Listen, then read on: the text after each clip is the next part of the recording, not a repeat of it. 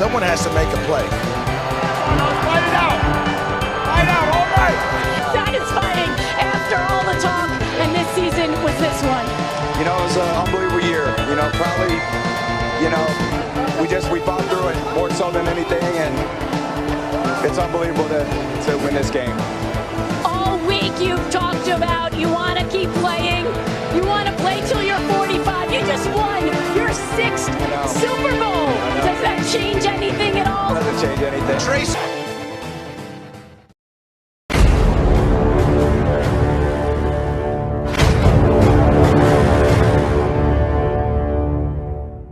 Julian, I don't know if you've ever watched this program, First Take, with these fine gentlemen. I've seen it a couple times. I've seen a couple with Max. If you've ever heard about this cliff, I think the hand gesture was like this. So is Brady falling off the cliff? I don't think he's falling off the cliff. I mean, he just won a Super Bowl. Yeah. I just want to know.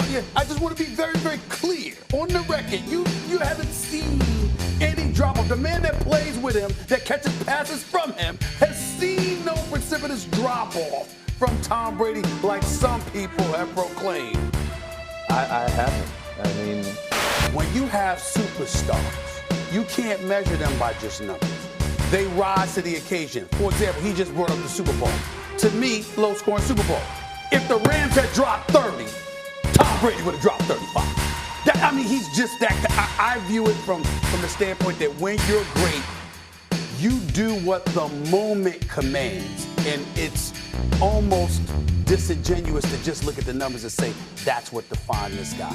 To that you say what? I agree with that. I mean, going into all the Super Bowls I've played in, I mean, there's been some where we've scored 24, 35, or whatever, and then 12. Tom Brady had this Instagram post yesterday, a picture of a radar gun showing TB12 throwing balls at 61 miles per hour, and the caption, he's gonna fall off a cliff. You heard that one before? All right, here's a little bit of context. Here are some notable quarterbacks and how hard they threw at the combine before entering the NFL. Patrick Mahomes, 60 miles per hour. Baker Mayfield at 61. Carson Wentz at 57. Cam at 56. And Dak at 54. All right, well, Max, are you going to retract your statements now? Absolutely not. In fact, Mike Tanier had this in Bleacher Report in January of this year. If you look into the numbers, first of all, the eyeball test tells you he's not the same. Two things have conspired to make it look as though he hasn't fallen off a cliff. One, he's playing for the greatest coach who ever lived. And two, and they've compensated with run game, etc. And two, they've changed the rules in the NFL where you can't touch the quarterback. And by the way, to get a high reading on a radar gun, you can muscle it.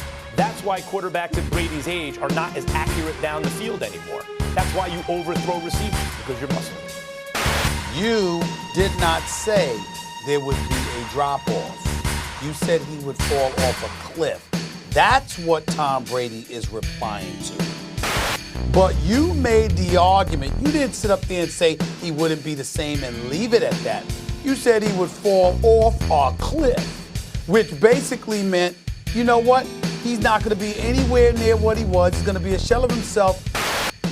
Be ashamed of yourself, Max. You should be very, very ashamed of yourself. You are over here looking through stats, doing your best to find things to explain away your take. You're talking about muscling a radar gun. I don't know what you're digging through, but I know what you're having to dig past. You're digging past 3 Super Bowls, 2 wins. There's a buzz. Quarterback in high school and at Kent State. And then Brady shoots one to Josh Gordon. Gordon breaking tackles, touchdown, New England. The 25 again off play action and open for the touchdown. Dorsett.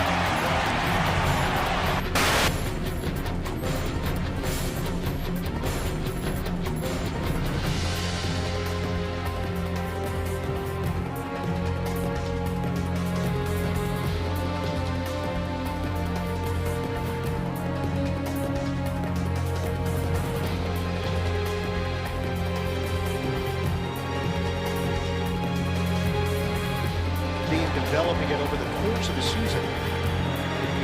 Brady, end zone, caught by Brown, touchdown, New England.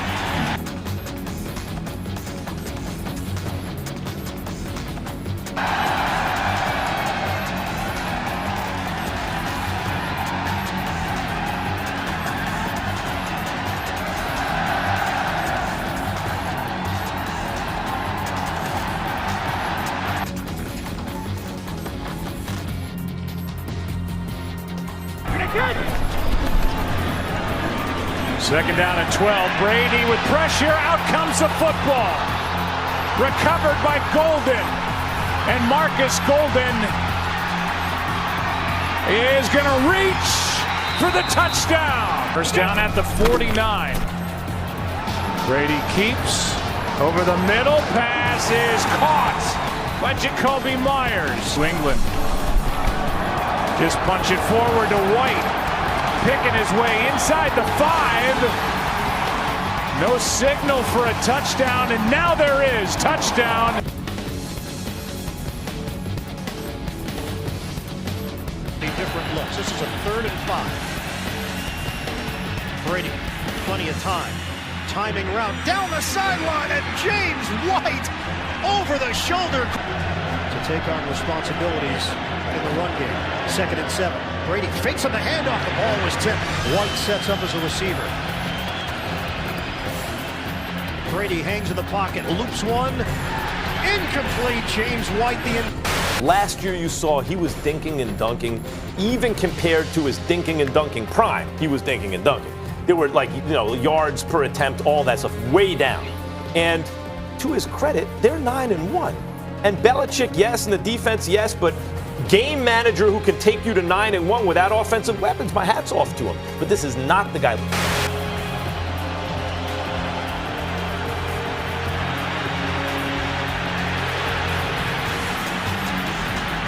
Kinds of time in the throw. Where he is back to being game manager who really needs the offensive help. I know Isaiah Wynn hasn't been there. He's running for his life. He doesn't have outside speed. All those things are true, and that would help him. But the point is, he needs all that stuff just now. Just the circle. 3rd down and 7. Brady. Pass is off the hands. Let me say sincerely what I mean from the bottom of my heart. I think all you're trying to do is support your original proclamation of Brady being over a cliff. I was off by 1 year. You too. But the point that I'm trying to make to you is that I think that's what this is about, and that's fine. And I'm going to tell you why I think that's what this is about, because you're being incredibly unfair to this man. Snap it with 2 on the play clock, and Brady's going to go play action. And the pass is dropped. Sanu was there. Antonio Brown is arguably the best receiver in the world. He welcomed him into his home. Tom Brady has children. Tom Brady has a wife. And Tom Brady not only welcomed this dude on a team, he welcomed him into his home. Do you know how desperate you have to be if you are Tom Brady, with Giselle as your wife, with those beautiful kids of yours, to welcome a dude? And I'm not casting any guilt or innocence. I know nothing, but I know this: if you a brother that's gotten accused of sexual assault, you ain't coming to my house. Not with my kids. Oh hell no, you will not be there. You won't visit. This brother had a room ready for you to spend weeks there until you found a spot. Yes, that's how much he's fallen off. He needs all the help he can get. You could say that's how much he's fallen off. I can say to you, that's how desperate he is to have some level of help. My issue with Max is that you looking at him and not looking at his personnel. I don't know any quarterback in NFL history who threw the ball to himself.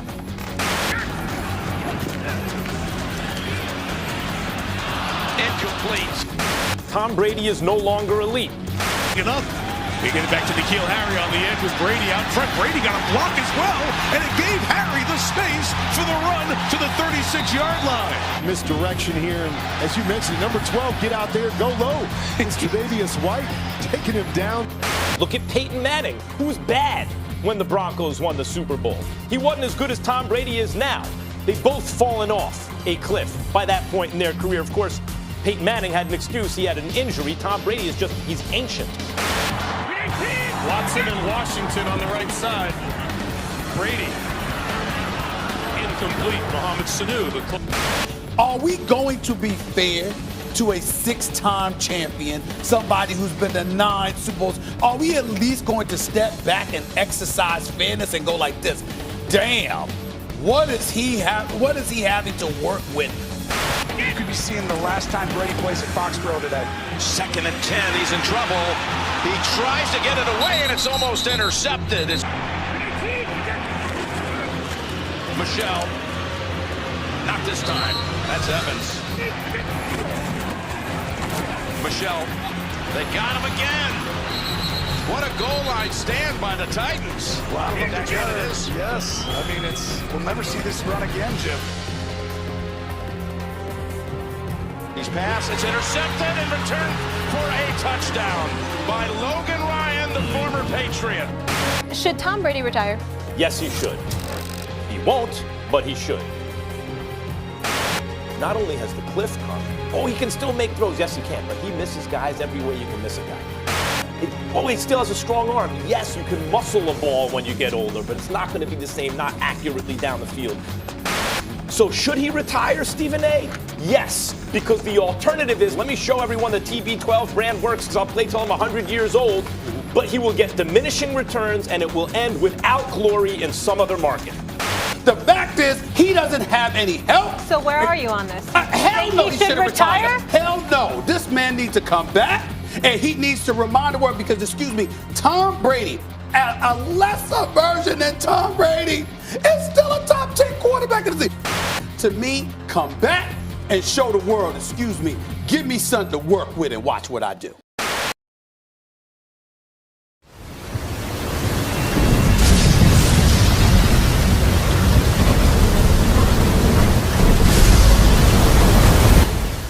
I have somebody telling me this morning. In fact, this is very interesting. This is not a football source. It's a icon source. It is somebody in Tom's stratosphere that knows Tom, that is a famous person. And he says Tampa. That's what he's telling me. Tom Brady is a Tampa Bay Buck. Over the last couple of weeks, we have started hearing the groundswell. The Bucks. I heard a lot, but I kept discounting it. So did I. Words I never thought I would say.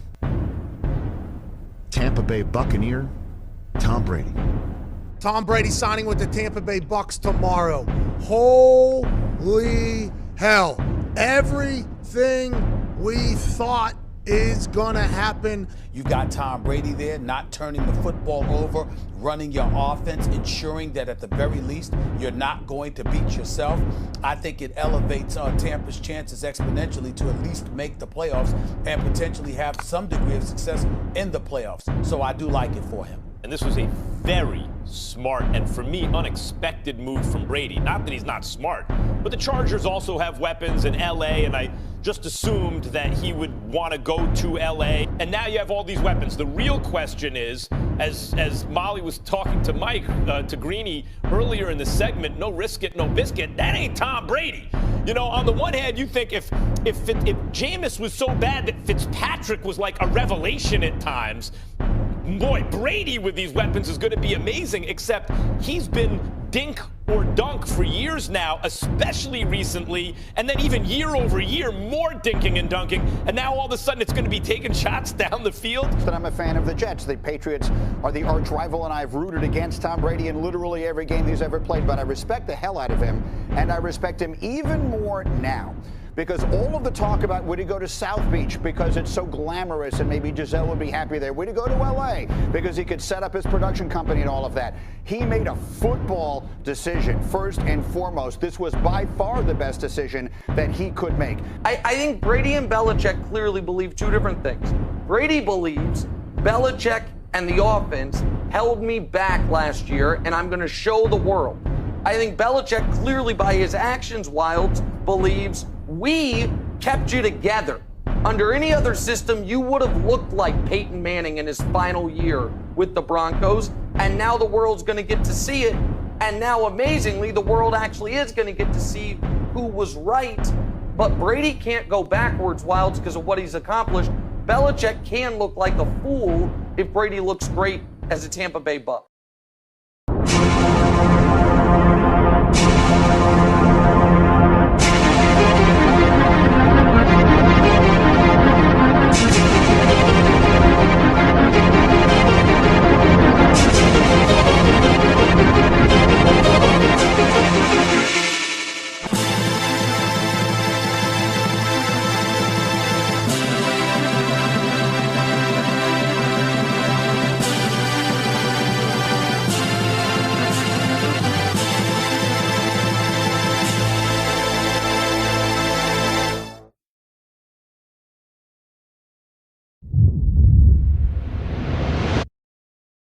think it'll be fun in Tampa Bay. I don't see it having an enormous impact directly in terms of the competitiveness. I think Tampa Bay will get better because I think Tom Brady, even at this stage of his career, is better than Jameis Winston. Brady, just by not making a lot of mistakes and game managing and then being big in important situations with all those weapons, should make Tampa Bay better. But I don't think Tampa Bay is going to win the Super Bowl. I think they maybe go to the playoffs, maybe win a game. I don't see them winning a Super Bowl. Him not having weapons last year and having weapons this year, I expect him to have a much better season this upcoming year. I expect Tampa Bay to make the playoffs.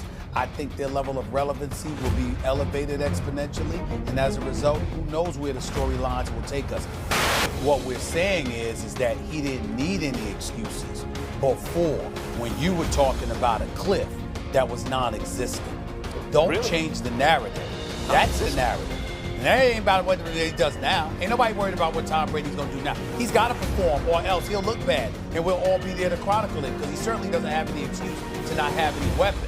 But over the last 3 to 4 years, please, nothing to talk about. I was 1 year off precisely. What I said in my original comment was what Brady did last year. Here we go. Oh, boy. What Brady did not last year, but the year before last. Do it. What Brady did the year before last was what I thought he would do 3 years ago, which is win as a Peyton Manning-style game manager, plus, because he wasn't hurt. But Peyton Manning won a Super Bowl with the Denver Broncos as a cooked quarterback. Tom Brady won a Super Bowl with the Patriots, the lowest scoring ever, behind a defense and a running game. Last year, he got bumped in the first round, and this year he's not on the Patriots anymore because they wouldn't pay him like an elite quarterback because he's not one. So is there a cliff, yes or no? Max is the only person on the planet Earth that brags about being a year late. First of all, we all know it was longer, but he actually brags about being a year late. Even if he was right, he was still off a full year. I agree. I and credit he brags Tom about Brady. it. He actually brags about it. Hold on. I credit Tom Brady, but what about the rest of y'all pretending he's still elite? At least I'm caught up to reality. Y'all still living 2 years ago. Listen, I like my friends in Tampa. I assumed they had high-speed internet and NFL Sunday Ticket, but maybe they don't.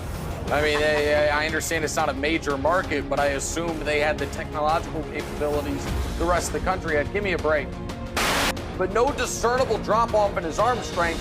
Greg, give me a break, man. They've seen everything that Tom Brady has done, and they've highlighted all the great plays. And they've taken them, and they feel like if we can just get some of that, we'll have success. We have an opportunity that we haven't had in years. So yes, they are seeing what they want to see, and they are not seeing the inconsistent throws. He is not that same player. I'm not saying that he's completely fallen off the cliff or that he will, but he definitely shows signs of different arm strength and accuracy at this stage in his career. When the Bucs signed Tom Brady, and this was very emotionally difficult for me, they put up a tweet that said, "We're teaming up to pursue championships, plural." And I found it personally insulting. You know what? Bring me back on camera. Bring me back on camera. This is this tweet. I printed out this tweet. Here, I printed it out. Bam, right there. Bucs, slow down. You're still the. Now I'm getting mad again, Nick. Slow down. You're the Bucs, okay? Since you came in the league in 1976. Out of the 4 major sports, you know who was the worst winning percentage? The Bucs. And now you're talking about multiple championships. You signed the guy for a 2-year deal. Now you're going to do back-to-back championships. It's like rising. My Tom Brady, missing Tom Brady's rising up again, Nick. I apologize. Yeah, well, listen, the idea that Tampa is a championship contending team now, I think, is lunacy. But they still were a mediocre team last season. And at this point, if I can only walk through one of 2 doors, door 1 is the Bucs are competing for championship, much less championships, or door 2 is by Thanksgiving, the Bucs are saying, oh my God, we're tied to this guy for next year as well. Door 2 is far more likely. And I'll take it a step further. Is it more likely Tom Brady's the best quarterback in that division or the worst quarterback in that division? Drew Brees is better than him right now. Matt Ryan is better than him right now. And Teddy Bridgewater, I don't know about you guys, I'd rather have Teddy Bridgewater next year than 43-year-old Tom Brady. So they can tweet whatever they want, and I like the fact that it irritated Wilds. Anything that irritates Wilds, I want to be on that team. But this is lunacy. They've got the second greatest quarterback in all times, right behind Drew Brees, and now we got head-to-head 2 times a year. I mean, this is a team that's fighting for second place. I like the Saints. Love the Saints. I love the Saints a lot. That's my Super Bowl pick in the NFC. The Saints are really loaded. On paper, you can make a strong case they have the best roster in the NFL. Obviously, when you have the quarterback and the coach in sync and in rhythm and in place all these years, they should be a little readier to play game number 1 than Brady with a new coaching staff, right? And no preseason. Okay, you heard it from me second. Okay. 10-6. Okay. Is the best you can hopefully do. Okay. Why don't you have the guts to say they're going to miss the playoffs? You would have if they hadn't added that extra playoff spot. You would have missed the playoffs. You told me Tom Brady is a washed-up, noodle-arm quarterback. Am I right? Skip, he got so much around him that people could. Sometimes you get tired and somebody can drag you across the finish line. Okay. Dragging him. He ain't pulling nobody. They pulling him. So, with that being said, you catching the L. The best you could hopefully do is 10-6. You will not win the NFC South. You will not be the NFC representative in the Super Bowl.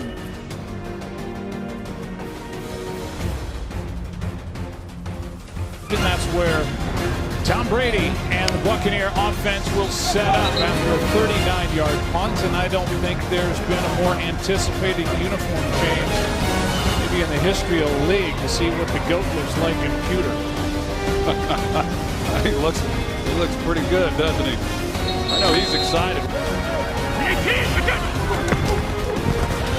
Brady keeps, throws, pass is caught. That's Chris Godwin, who broke out last year, and he's out of bounds at the 46 of New Orleans after a 29-yard completion from Brady. Well, they clear out on the outside with the receiver, and then you've got Chris Godwin, who he's working on the corner route, and this ball was perfectly thrown by Tom Brady. He just drops it right in there, and Godwin, who had a heck of a year last year, Pro Bowl season, his first 1,000 yards receiving. That's a nice job and a nice throw. Good protection up front as well. Quick throw, pass caught. Scotty Miller makes the effort for the first down, so to speak. 3 tight ends in the ball game. Brady's going to keep and take it in for the touchdown. Tom Brady slams it down, and he's got a touchdown for the exclamation point at the end of his first drive as quarterback of the Tampa Bay Bucs. But he sees that spot. He just goes and gets it. It's a great opening drive for this Tampa offense. And now as Jerome Boger came in and stopped what would have been a snap, now they verify that Brady was indeed in for the score, and Ryan Succop, a late add. First drive for Brady. And the Bucs ends up in the end zone. Took it in himself on the road against the Saints. Patriots won today with Cam Newton at quarterback. As they beat Miami, here's a pass that is picked. Intercepted and back the other way, Marcus Williams.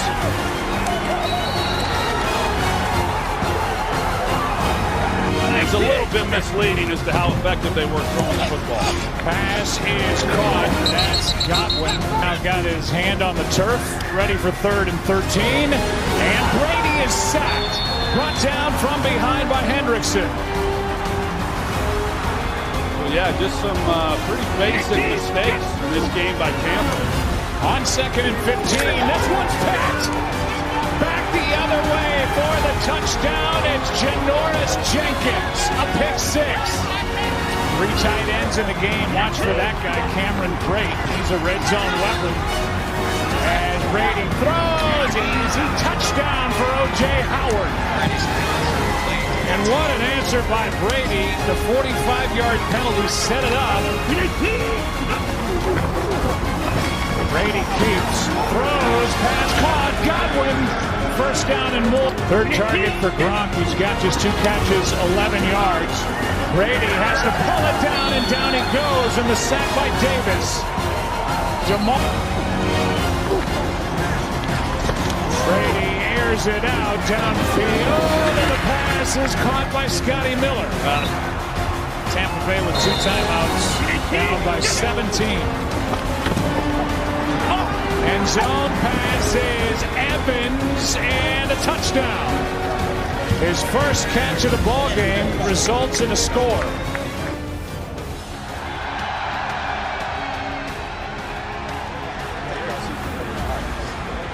I think we're all going to wish we had a lot of plays back. Certainly I do. 12, don't be mad at me. I'm just going to say the Buccaneers season opener will be a loss in New Orleans to the defending NFC South champs.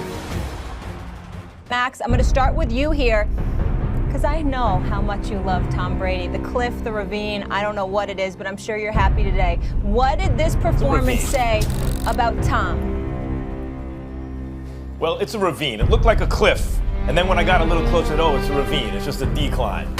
Look, this says that without Bill Belichick there to give him the team's success that masks his decline, he's obviously in decline.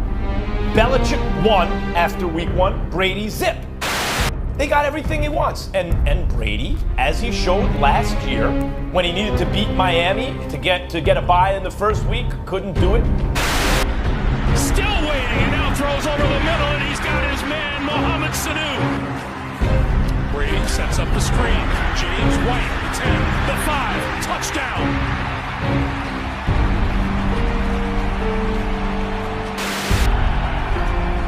Fitzpatrick throwing over the middle, touchdown.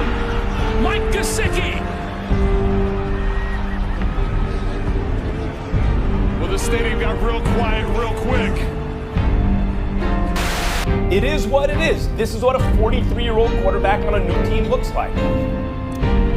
Well, first of all, Keyshawn has that look on his face, and I'm looking at you the way that I do. Number 1, because we don't understand what the hell you're saying. And number 2, we don't care. And the reason why we don't care, Max Kellerman, is because you were talking about the cliff and then the ravine, and it took you 3 years to get from the cliff to the ravine. There's been a cliff traditionally until now. Brady's taken very good care of himself, and there have been changes to the quarterback position. You can't breathe on him anymore. His was more like a ravine than a cliff. And in the meantime, Brady went to 3 Super Bowls and won 2. So we don't want to hear what the hell you have to say about Brady and the ravine. We stopped listening to you about Brady in 2016. We just tolerate you because you're on national television, and obviously we care about what you have to say with every other subject. But when it comes to Tom Brady, your credibility was shot 4 years ago. That's number 1. You can't possibly think that it's the end of Tom Brady. Once they get on the same page and in sync, you're going to see a totally different Tampa Bay Buccaneer team. Not Bill Belichick's system, right? That's not there anymore. It's not going to be, hey, he's the greatest system quarterback of all time, the system being the Patriot way. And Bill Belichick wouldn't let him turn the Patriots into a TB12 infomercial. Sometimes the most excruciating part about listening to you is just the length of having to listen to your drivel. You bring up stuff like fake news or low quality information, and that's exactly what the hell you just gave our audience.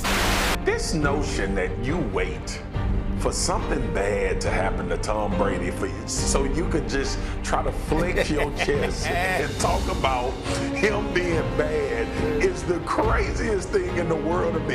It's like all of the stuff that happened in football, you waited for Tom Brady to have this situation so you could try to justify all of the foolishness that you done spewed about Tom Brady.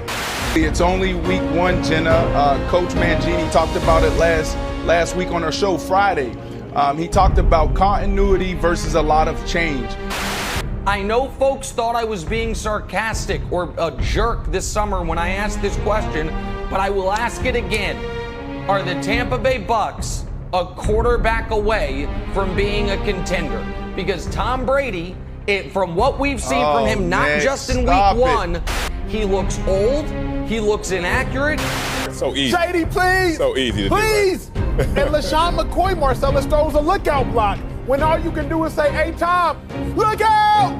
So the problem is they're pretenders right now because you got all these stars. Oh, wow.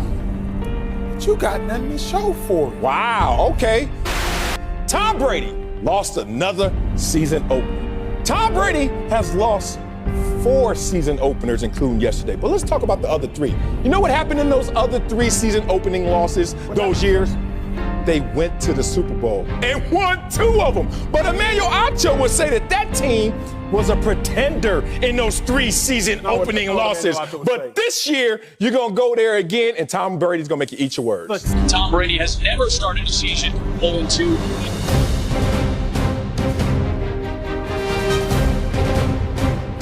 Do especially, you're the offense, so you got that.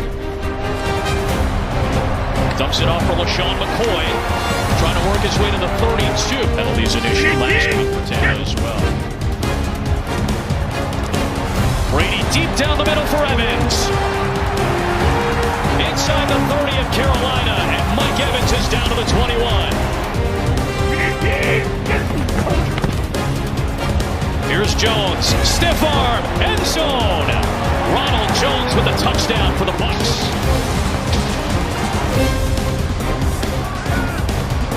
Bridgewater stepping up, that ball's loose. Jason Pierre-Paul scooped it up. Nobody touched him down, so that's a live ball. Brady pumps and throws. Back shoulder for Evans.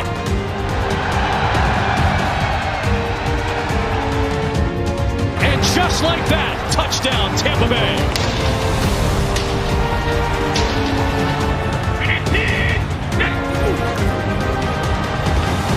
Quick throw past the sticks. Tumbling catch is made. First down, Mike Evans. Brady out route Evans. And it is a catch for a first down. Bridgewater's been waiting a while. This is the 11th play of this drive. Looking on the perimeter for Justin Watson. Start running the ball down their throats. 3-man rush. Brady to the sticks for Evans, and he's got another. Flea flicker. Fournette back to Brady. And he's got an open man in Justin Watson. Into the red zone, Tampa Bay.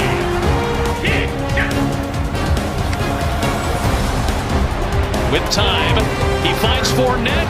He's got the first down at least. And here is Fournette trying to plunge in, and he's in for his first Tampa Bay Buccaneer touchdown. Quick screen. Evans makes one-man miss in Dante Jackson, and then Justin Burris runs him down. World champion as a rookie with the Eagles. He beat Brady and the Patriots. Brady looking back in the end zone, and it's dropped. LaShawn McCoy unable to haul it in, and it brings up 4th down.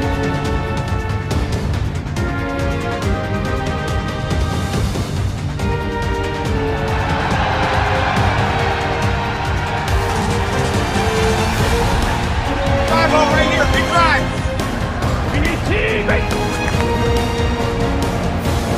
And he slips through, breaks free. Leonard Fournette. What a gut punch from Tampa Bay. A body blow from Leonard Fournette.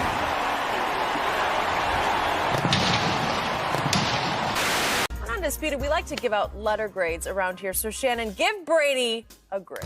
I'm gonna give him a C-, Skip. I thought he was okay, not great. BA's offense is to push the ball down the field, and Tom is still not quite comfortable with that yet. I thought he did some good things. There were some things I didn't think he did really well. His first half was an A+. He was Super Bowl Tom for a half. Why was Cyril Grayson even in the rotation? because Chris Godwin was not. Right. I'm going to assume he will be out of concussion protocol for the game at Denver, which is, as you know, Tom Brady's house of horrors, right? I said on Friday, Tom Brady would be overrated on Monday morning. Here we are on Monday morning, and everyone's overrating him. Tom Brady was meh. He was meh. He was okay. That's the best you can do? But any competent NFL quarterback would have done at least what Tom Brady did. He severely underperformed my expectations, including the 2 drops that could have been scores. He underperformed my expectations for him. And take a look at the numbers. They don't lie. Well, first of all, the numbers do lie because there were 2 passes that were in the end zone that were dropped. That's number 1. Number 2, if you look at the first 6 quarters out there, first quarter, they said that like his first 6 passes were on target. He was dropping dimes all over the place. He looked considerably better. Now, that's not overrating him because the numbers ultimately were relatively pedestrian, only 217 yards passing. Had they caught those couple of passes, it might have been for over 300 yards. But in the end, what it came down to is here's what I say you have to be impressed about with Tom Brady's performance. He connected with Mike Evans. 7 receptions for 104 yards. That's what you wanted. It's Chris Godwin. I don't know if you got his name, Max. He didn't play. He was hurt. He was out, okay? We can't judge what we're seeing from the first 2 games and say this is who Tom Brady is and this is who he's going to be in this offense. If your argument is simply Tom Brady, what they were really looking for in Tampa is a quarterback who wouldn't make so many mistakes and who would sometimes come through on 3rd down and could rely on the weapons around him to do a lot of the work. Yeah. And if he did all that, this team would compete for a playoff spot. Yeah, I'm with that. That's what I've been trying to say Tom Brady is. Before I disrespect you any further, sir, can you just answer me? Are you saying yes or no? Because I just want to know if I need to offend you. Yes, they are. Okay. See, here's the problem. I'm so disappointed in Marcellus, specifically today, more than any other day in the history of television in which I've been watching him. Wow. And I've been watching him since he's been at other networks. Tom Brady, it's not as if he's doing anything that is fantastic. So, no, the Bucs do not yet look like Super Bowl contenders. And we're not going to know until Week 6 when they play the Packers if we're keeping it 1,000% real. Last week, the sky was falling according to Acho because Tom Brady was 0-1, even though our Tom Brady in 21 years has never been 0-2, including this year. Never been 0-2. But more importantly, when he was 0-1, I don't understand why Acho doesn't do his homework. Those 3 years he was 0-1, he went to the Super Bowl all 3 years and won 2 of them. The point is, this is a team that doesn't see anyone in their way that they fear. Who gonna stop them? And they got the guy who's sitting on the throne, so you need to watch it. But Marcellus, the person on the throne, Tom Brady, he may have to leave the kingdom sooner than later. Can he get the football out? You're talking about get it out. You need to come after Tom Brady. Get it out, because that's the problem. So you're sitting here banking on this GOAT, but like I told you on Friday, and I will tell you again, we haven't seen Tom Brady the GOAT since 2017. Keep hoping and wishing on it. Wow. If I could beat a perfect team, how come I can't beat a 13-win team that lose to Minnesota the year before in the playoffs? I'm dropping mics around here. This is a work in progress. You got to respect that this is going to take time for them to come together, for Tom Brady to get acclimated, not only his new surroundings with his new staff, but his new teammates.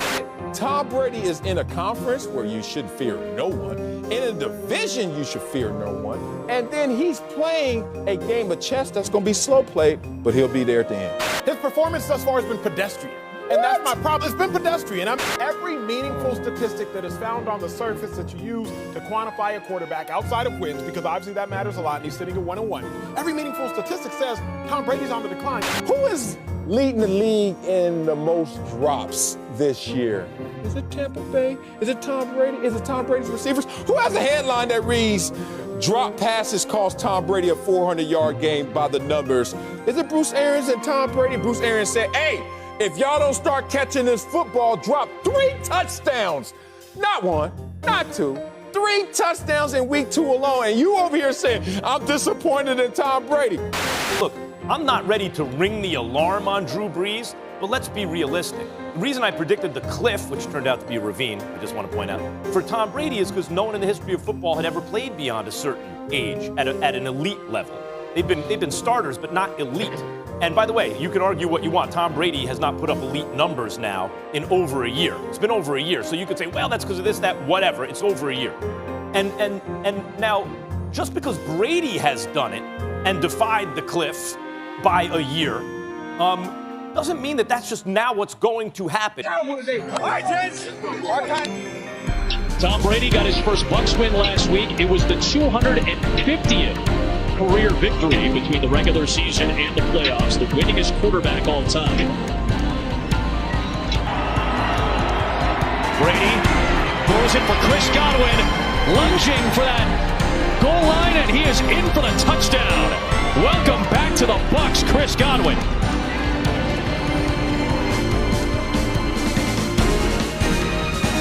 Denver defense. Brady slings it to Rob Gronkowski, and he's got the first. Brady stepping up, and he delivers to a third down security blanket in LaShawn. Goes 0-2 today, trying to get a win. A couple of teams perform well. Their backs against the wall. Brady to the side. Third down. Brady lofting it. Scotty Miller's the target. And Scotty Miller's got it inside the 30.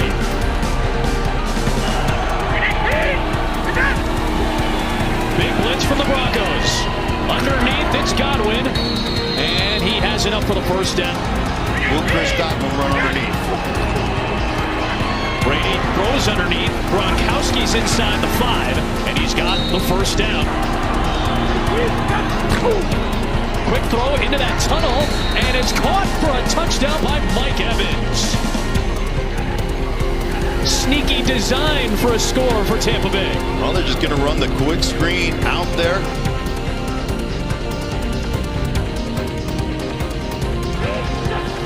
Another drive starts with great field position for Tampa Bay. And Brady wants a shot into a tight window. Penalty marker is thrown. Josie Jewell and O.J. Howard are fighting for it, and it's a catch.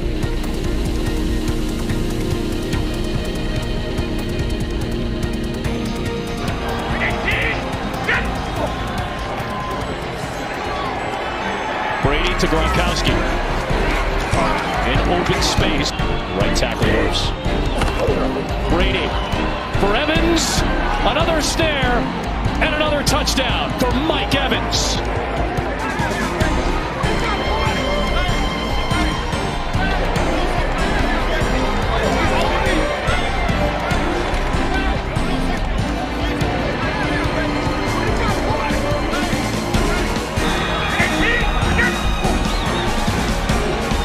Goes to Gronkowski for the first down.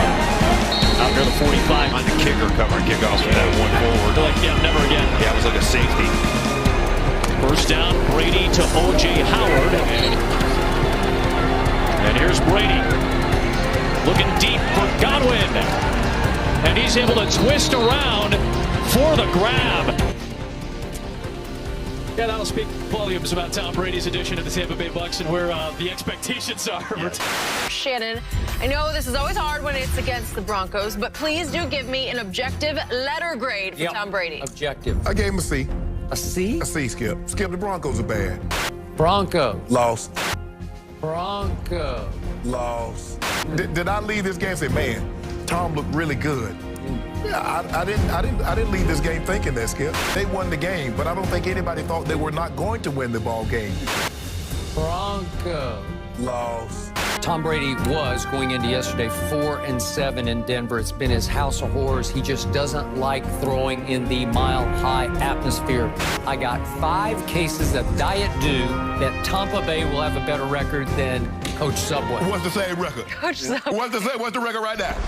There is no doubting the fact that Tampa Bay has an extremely talented roster. The question coming in was how quickly would Brady mesh with Tampa Bay, 2-time Coach of the Year. Take the handoff, Brady sends it downfield and in stride. He connects. Throw Bruce area. Not the first. Even last year, Charles, 3rd in the NFL in first quarter scoring. Brady on time, wide open Mike Evans. Play of the drive, Buccaneers trying to cash in. Ocean man is Brady. Brady rifles, touchdown!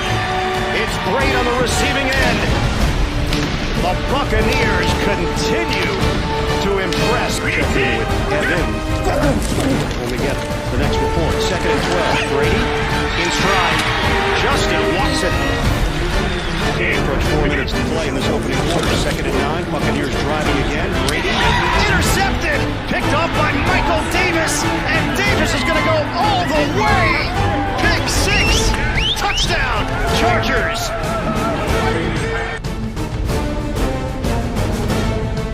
Adley's defensive unit has been the best in the red zone for the first 3 weeks of the season. This is a 3rd and goal. Brady. Tosses. Touchdown! Mike Evans grabs it for the score. What a turn here in Tampa. With Bruce Arians in Arizona. Brady, 2nd and 8. Floats it out and connects with Mike Evans for a first down. Checks in on a 3rd and 4. Brady hits Justin Watson for a first down. In National Football League history through 3 weeks. Play action. Brady rifles to Mike Evans. Gronk still yet to find the end zone for the Buccaneers. Had 7 targets last week. Brady. Oh, perfectly thrown to O.J. Howard. Touchdown, Buccaneers.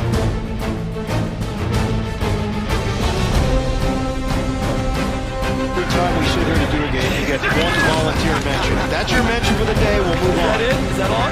Brady, home run ball on the way, and it's hauled in. Scotty Miller over the shoulder for the Buccaneers. 3-year-old for 46 yards downfield.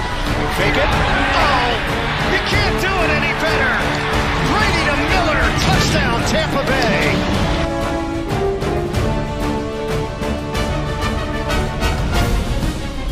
What a turn here in Tampa.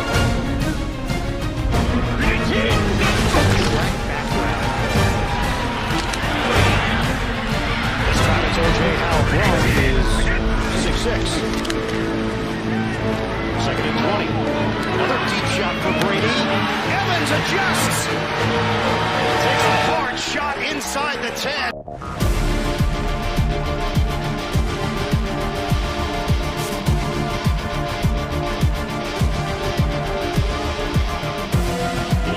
Change the formation. Sean Vaughn. 56. Now in backfield for the Buccaneers. Brady fires underneath. Vaughn. He gets there. Touchdown. Tampa Bay.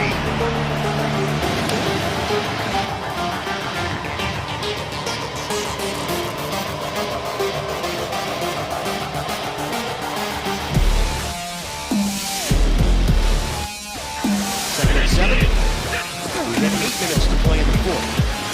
Make the handoff. Brady. Crossing off Scotty Miller. Now in the backfield for the Bucs. Shotgun. Brady pump and throw. He finds the open man. It's gone for a first down. 2nd down and long. Take the running play. Brady timing around. 50-50 ball. It belongs to Gronk. Guys here, White, number 44, blue. He was a college safety, turned NFL linebacker, so he's used to playing the ball. 2nd time now he's been victimized downfield by a tight end. First time it was O.J. Howard. This time, Rob Gronkowski introduces himself to this afternoon's festivities. But he played fantastic and was lights out the 2nd half.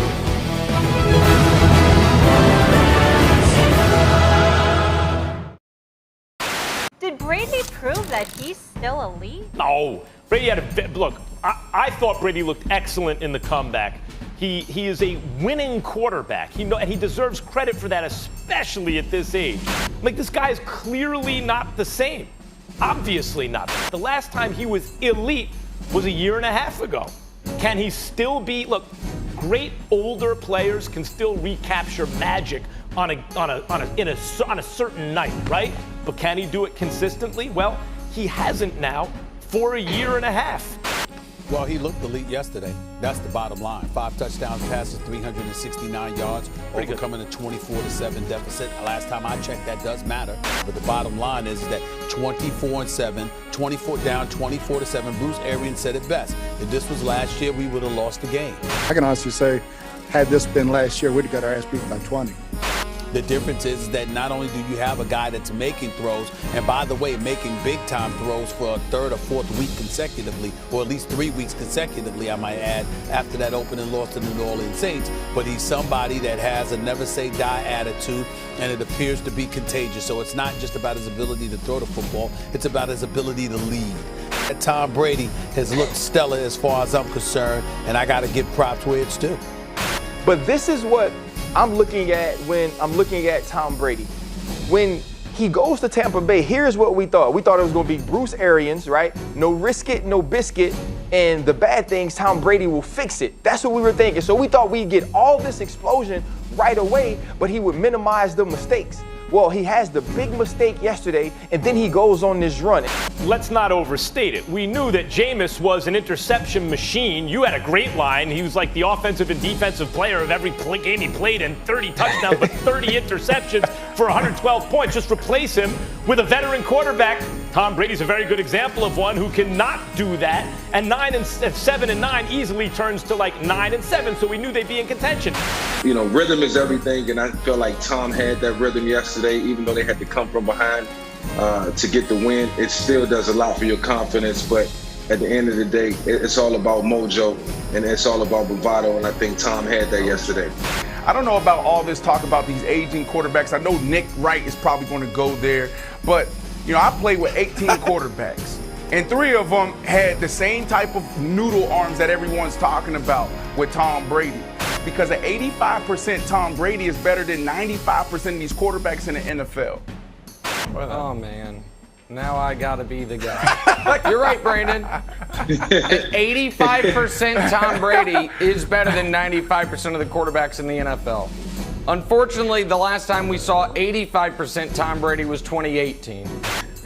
Nobody can talk badly about how Brady played yesterday. Aside from the pick 6, he was brilliant. Nobody can deny that. But I will sit here and say, if you think we are getting anywhere close to that level of quarterback play over the remainder of the season, I think you are setting yourself up for massive disappointment. This was the aberration. This was the outlier game. But I feel like there is going to be irrational optimism because this is a bit of Michael Jordan's first 30-point game with the Wizards. And it's like, oh, maybe he's still got it. No, he doesn't. His arm looks like it's intact. It looks strong. He can make all the throws all across the field, which is extremely important. If folks are watching Brady and thinking he's got the same arm he used to, they're watching a different Tom Brady than me. Marcellus is GOAT Tom Brady back. What you mean back? He never left. You can't ungoat nobody. How you gonna come up here? And I know it. I can tell by that crunchiness going on between your eyebrows right there and that forehead right there. Really. 3 head, yeah. About 3 Look, y'all were really preying on the downfall of Tom Brady. And what did he go out there and do yesterday? 5 touchdown passes. Oh, he's back. He's done that 7 times in his career, including yesterday. And Tom Brady, the GOAT, is exactly what they needed and exactly what they got. The GOAT, not Tom Brady. And is he in decline? Is he sorry? Not, because it's not just his production that was a part of him coming to the Tampa Bay Buccaneers. It was the fact that Tom Brady was going to change the culture, ignite every single player in terms of what they were doing and optimal results in terms of potential. And that's exactly what's happening. The GOAT Tom Brady is not back. He's not. The issue is this. It's not that GOAT Tom Brady is back. It's that Bruce Arians Tom Brady has arrived. What do I mean by that? No. Under Bruce Arians, you always throw for a lot of yards and you throw for a lot of interceptions. Well, this is what Bruce Arians quarterbacks do. They light it up offensively, which Tom Brady is doing. Kudos to him. Tom Brady's the greatest to ever do it. But they also light it up and with throwing interceptions. This time I'm going to drop the mic on y'all, though. I'm listening. Buccaneers last year, Buccaneers this year. Through 4 games, Jameis had 9 touchdowns, 5 giveaway. Tom has 12 touchdowns, 5 giveaway. Jameis, 96 passer rating. Tom Brady, 99 passer rating. This is what Bruce Arians does. Kudos to Tom Brady for maximizing the good. The question is, can he minimize the bad? Thus far, he can. That was a mic drop. Buck Nasty. Hater of the year. You are the hater of the year. I can't stand you. I won't go outside and put a bowl of milk down so that your sister can have something to drink when she gets home. Man, I hate you. What you hate Tom for, man? Of course he's still the GOAT and the GOAT is back. That was a good team that they beat. Because this was not an easily won game. It went down to the end. For him to show up and after a mishap early in the game, to bounce back and continue to play the way that he did. I saw some impressive moments in that game, real decisive, and it's just hard to look at him and sit there and say, I'm going to pull out some stat lines and compare him to Jameis Winston and say, because of Bruce Arians, you do know, Buck Nasty, that's Tom Brady that's coming out your mouth that you're talking about. LA. That Tom Brady's success is very much so a byproduct of Bruce Arians' offense. But I ended with this. How you end? I remember in 2014, people were doubting the GOAT, doubting Tom Brady. They drafted Jimmy Garoppolo. Everybody said, oh, you on ball time, it's over for your GOAT. Since 2014, he just went out there and participated in 3 Super Bowls, won 2 of them, and became an NFL MVP. Doubt him if you want. Tom Brady's here to stay. So, Shannon, did he deserve it? Skip, I really came out this morning. I came out here to crush Tom Brady. But to answer Jenny's question, did he deserve it? No. 222nd victory, Tom Brady broke a record. He had won the most games, regular season games. That had nothing to do with the offensive player of the week. Aaron Rodgers was 27 of 33, 327, 4 touchdowns, 0 INTs. He had 4 touchdowns, 6 incompletions. 2nd down and 10. Rodgers to throw again. Middle of the field this time, and he's got his man. 2nd and goal, they go empty. Rodgers has a man wide open, caught. 4th and 2. Staying on the field with the offense. Here's Rodgers. Underneath again. Plenty of running room. It's a 1st down. 2nd and 1. 15 seconds left. And Ryan will be dropped. Sacked by Za'Darius. He beat a team that's led by a rookie quarterback that their only victory came against Cincinnati in their rookie quarterback, and that's because the kicker pulled his groin on a field goal that won them the game. Zerline, little squibber, it's got to go 10 yards, and it's close. Zerline may have come through. Who's got it? The Cowboys have it. Do you believe that? Since you went there, it had everything to do with it. And no, he did not deserve to win this award, but I understand it considering what he did in the process. So stop it. I'm going to start it. Tom Brady won this in a landslide over everybody else who played. You can have your Aaron Rodgers, you can have your Russell Wilson, you can have anybody you want this past weekend. And I'll take what Tom Brady did against the Chargers defense, coming from 24-7 down. And by the way, his 2 Pro Bowl receivers have been in and out of the lineup all year, and Chris Godwin has missed 2 games and is about to miss his 3rd tonight. So let's look, shall we, at what Aaron Rodgers did. He faced on, what was the night? Monday night. He faced the 32nd dead last defense in scoring in the National Football League. Atlanta going into Aaron Rodgers. That's what I said. Aaron Rodgers. What did I say? Okay, no. Aaron Rodgers on Monday night faced the worst defense in the NFL because coming into the game, they had given up more points per game than my Dallas Cowboys had given up. It was a joke of a game to me. And Tom Brady faced on Sunday the 4th best scoring defense. They were ranked 4th coming into the game on points allowed.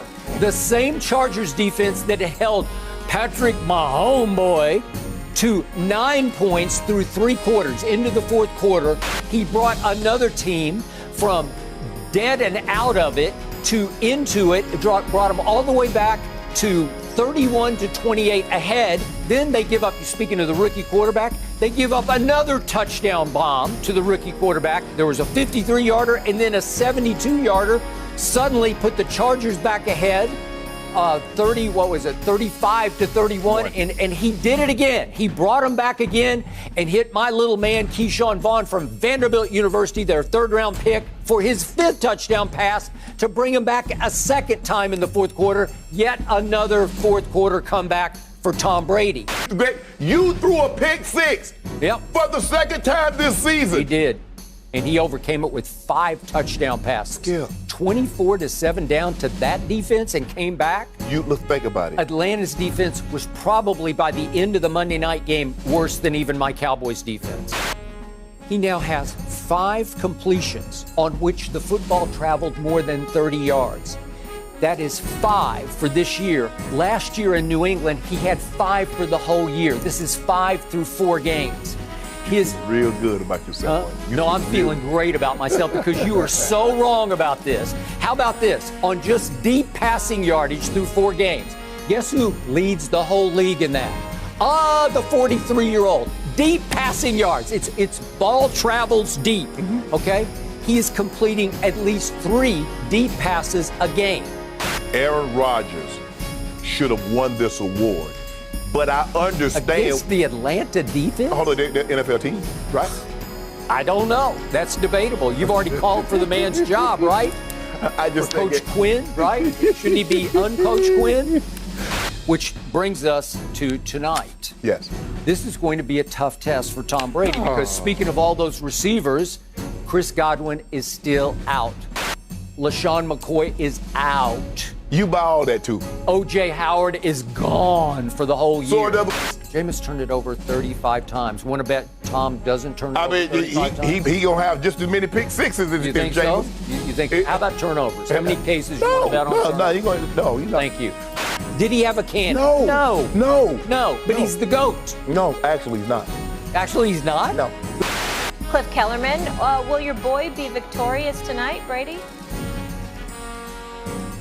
Oh, my boy Brady. No, I actually think that Nick Foles and the Bears score an upset at home. What I would say to you is that here's what I'm feeling from the Chicago Bears right now. I think that they're solid, if not a lot better than solid defensively.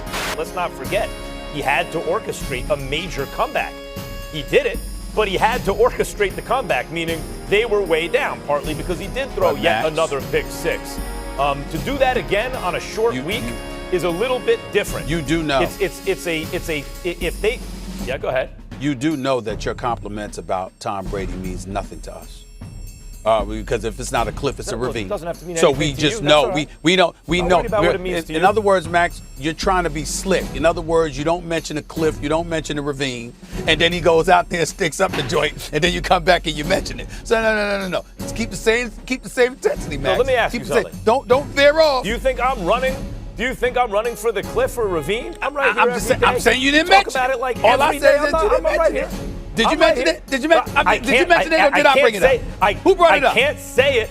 I can't say it every single time we talk about it. I just said that's the best I've seen Tom Brady look in a long time. So that means he hasn't been elite in a long time. He had one game of elite performance I'm saying is that in which he had to come back from early mistakes and he had it's hard forever for to me throw. to stay quiet. The ravine and the cliff was mentioned for 3.5 years every day by you. All I pointed out, Max, is that you didn't bring it up this morning. That's all I said.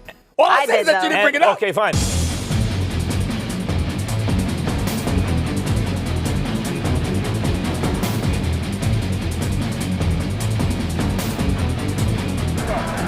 In the backfield next to Brady, the rookie from Vanderbilt. Brady throws, pass, caught, first down. That is Jaden Mickens. They have given up some big plays through the first 4 weeks. 2nd and 6, pass is caught by Gronkowski. Play action here. Arians doesn't do a ton of that, and the pass is caught in the first. The rookie season for Tyler, he did in New England, but it has taken some time. Brady steps into it, and that pass is dropped. Looked like it was there for the tight end Hudson again. Good corners in this league, and to be recognized as that, you have to intercept the ball. He wasn't able to do that the first couple of years. Here's a pass caught second of the game for Johnson, still going. Tyler Johnson showing his strength, takes it down inside the 10. Catch is good, but that's not what Arians was looking for.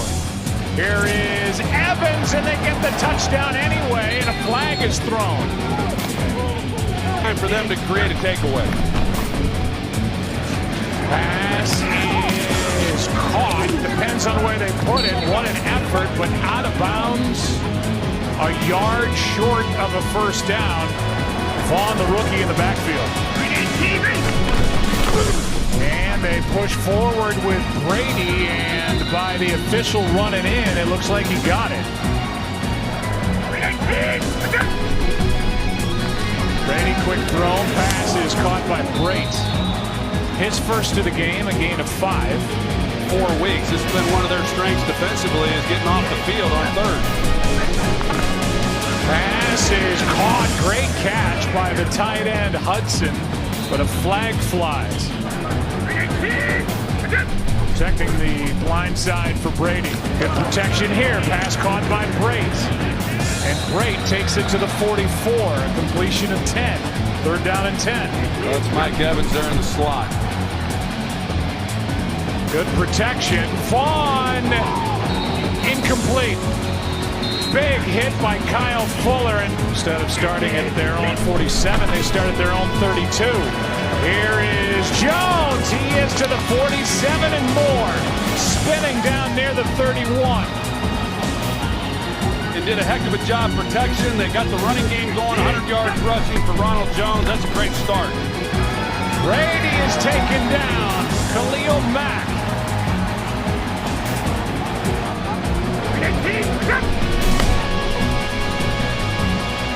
Brady, pass is caught. That's Evans.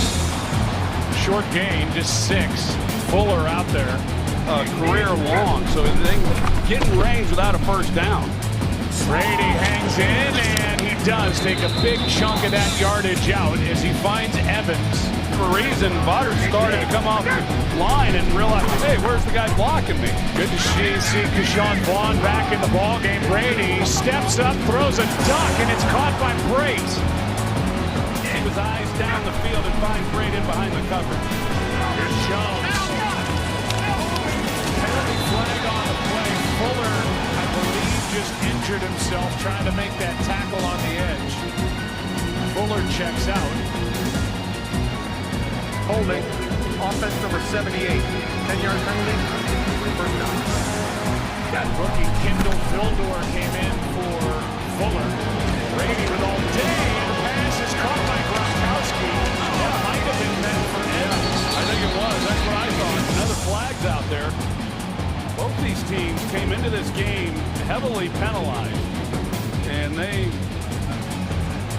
have not changed that narrative tonight. Pass interference. Offense number 13. 10-yard penalty. Still first down. First down, gain 30. And Brady is going to be sacked. Flag down again. And then another 2 separate fouls on this play. Khalil Mack is there for Chicago. For 2 fouls on the play, 1 by each team. Personal foul, defense number 52. Holding, offense number 76. Penalties offset, first down. Well, at the end of that play, when Khalil Mack, he gets to Brady and gets a little physical right at the end. The whistle's been blown, and then he slams him, and that was the one that was called on him. And they got Donovan Smith, the left tackle. Pass is caught by Mickens. Does a hurdle and takes it inside the 45. Gets some of that penalty yardage back. Gets 11. And now Ryan Jensen, he's into it with someone down there, and they threw the flag on. I don't know who they called it on. After the play was over, personal foul. Offense number 66. 15-yard penalty. The down counts. It'll be second down. And that is the 6th penalty on the offensive line of the Buccaneers. I think that was worse. And then Jensen comes down and just kind of sticks his helmet into that mix and gets called for a 15-yard foul. Bring up 2nd and 34. Here's Evans. Short of midfield. Well, they had a promising drive going to the point time. But at least they get a chance to come away with a suck-up field goal. Brady's going to go for the home run. He's got Evans turning and incomplete. And another penalty back there where Brady was. It looks like they're going to get a first down on a late hit.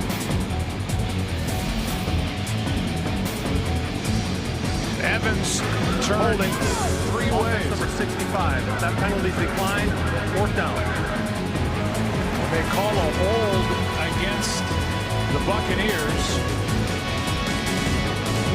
And it was against Alex Kappa. Well, that was an ugly possession. Brady thinks so too, and he's letting him know.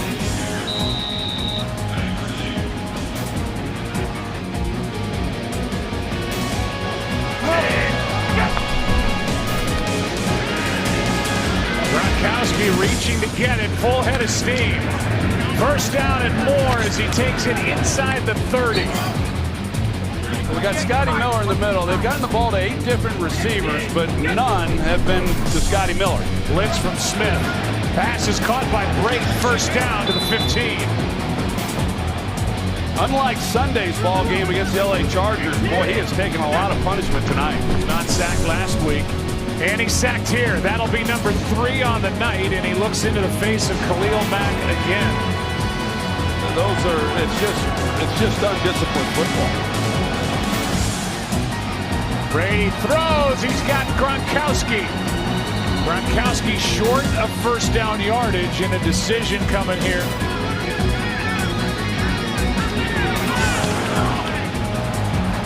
Buccaneers lead. Now 3rd down and 9. The pass is caught. That is Miller. And that's a first down. Santos got it.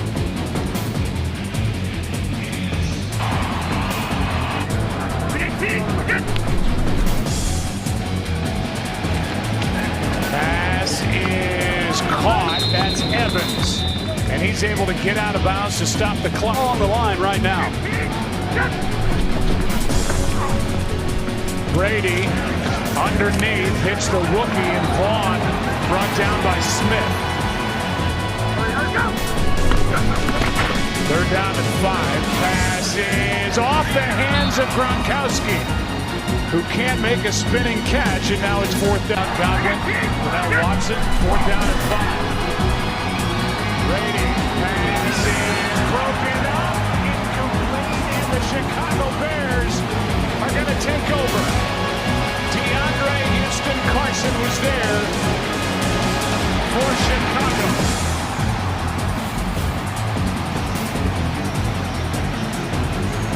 I don't know, Brady, I think the way Brady reacted and hold up his foot, I think he thought it was 3rd down. If Brady's still standing out there. But that's 4th down, and it's Chicago's ball. And that's the end of the night, and there may be some confusion out on the field. And Brady's finally being told that's it. You know he knows. Chuck Pagano, his defense stepped up and made a stop at the end of the night. And Nick Foles is on the winning end of his matchup with Tom Brady yet again. Tom Brady forgot that it was 4th down. He pulled a J.R. Smith on national television. Just like J.R. forgot that the score was tied, Tom Brady forgot that it was 4th down. Tom Brady did not play well up until that point, Skip. Okay, let's just say for the sake of argument, that's somebody other than Tom Brady. We're eviscerating them this morning for that gap. He's been eviscerated. What are you talking about? The world is filled with Brady hate, starting with you. I ain't got it yet. Yeah. It's my turn. You already got it. No, I won't. He would be you just eviscerated him. What are you talking about? I'm gonna get him. Should I get him? Yeah, you can't get him for anything else. Yes, I can. Do I? Okay, do you see that? Yep. That's your guy. Okay, but the that's GOAT. okay. It was fourth down. Yep. He thought it was third. He gagged. Oh. Your turn. Thank you. Finally. First, we need some perspective on what happened last night, which we get none of from across the table. His team leads the NFL in penalties, and they had 11 more last night for 109 yards. There were blunders all over the field. There was the offensive center headbutting after a play. You'd never see that in New England. He was getting rocked in the pocket. And if you remember mid-fourth quarter, one play in which Khalil Mack not only sacked Tom Brady, he ragdolled him, he body slammed him, and Tom's head bounced off the turf, and they threw a flag on Khalil Mack that got canceled by offensive holding. There's absolutely something wrong with Brady, man. And let me tell you, the issue is that Tom Brady, I said this all along, I'm struggling to find out, does he actually fit in with the Bucs? What is wrong with Tom Brady right now, Marcellus? On my first lap, On your first I think lap. that the Oregon doesn't necessarily mesh with the body. Ooh, I like that first lap. Interesting. I am going to completely disagree and reject your argument like this body is rejecting that Oregon. You said Bruce Arians is the body. In the Bucs. Yeah, that ain't TB12. Oh, if Tom Brady got to get in that body, everything will get rejected. Respect to you, Bruce Arians, but you ain't looking like you're eating some kale like Tom Brady. Tom Brady is still on a historic pace for Tom Brady and his GOAT success. Tom Brady is going through the process we all have to go through. Success is not linear, and at times it won't look like you're progressing. Maybe you have to take a step back to go 2 steps forward. He's having to do things he's never had to do before. So he can't go out and play quarterback anymore. But the Buccaneers, 11 penalties last night, 100 yards of field position of straight penalties. What does that mean? Tom Brady now has to carry more of the load. The problem, though, now is Tom Brady has to be the talent, plus the producer, plus the director. Tom Brady has to do more than he's ever accustomed to doing in New England. He just had to go out there and play quarterback. Phenomenal doing that. Greatest of all time when it comes to winning. But now, he can't just go out there and play quarterback. Now he got to do more. Will you stop with this here? See, this is what happens when they give us a day off. They give us a day off, Yacho just takes his whole mind and takes off. I'm saying, you're sitting here telling me that a declining quarterback, who we know is declining, we know he's declining? Yes. That's why he left New England, because he was declining. He said, I need a new co-pilot to help me fly this plane. Ain't nothing wrong with the plane. Y'all lied to me. Told me the engine was dead. No, the engine ain't wrong. The co-pilot and we didn't have enough of the right passengers. We had too much weight. You ever get on a plane? Small plane, private plane. You got to shift sides. Point of this is, if you're going to look and put the focus on Tom Brady is actually doing Tom Brady things. Forgetting what down it is, Marcellus, is not a Tom Brady thing. There is utterly and clearly something wrong with Tom Brady. Tom blew it. And listen, this is bigger than anything about the Bucs record, the Bears getting to 4-1, any of that. Because my entire life, there has been a go-to phrase when it comes to an athlete who probably hung on a little too long, changed teams, and your final memory of him is not what you wish it was.